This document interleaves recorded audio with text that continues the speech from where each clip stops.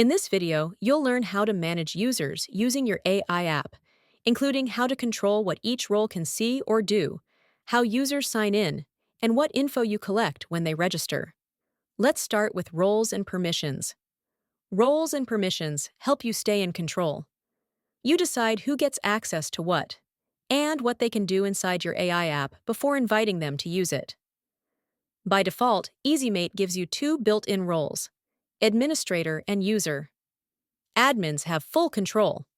They can view, create, edit, and delete data across all datasets. Click into the administrator role to see the permissions. These settings are fixed and can't be changed. The user role is the default for anyone who signs up, but hasn't been given a specific role yet.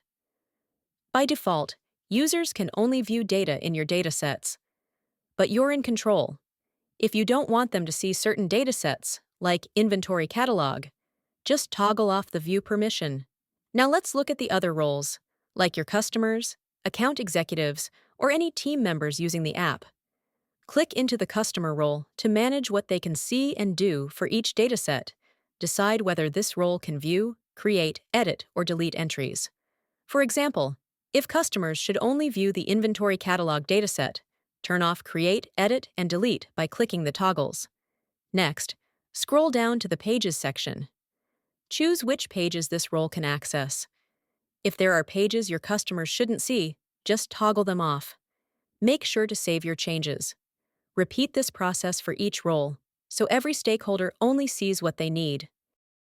Now, let's set up how people sign in to your AI app and what information you collect when they register. This helps you deliver a smoother, more personalized experience from the start.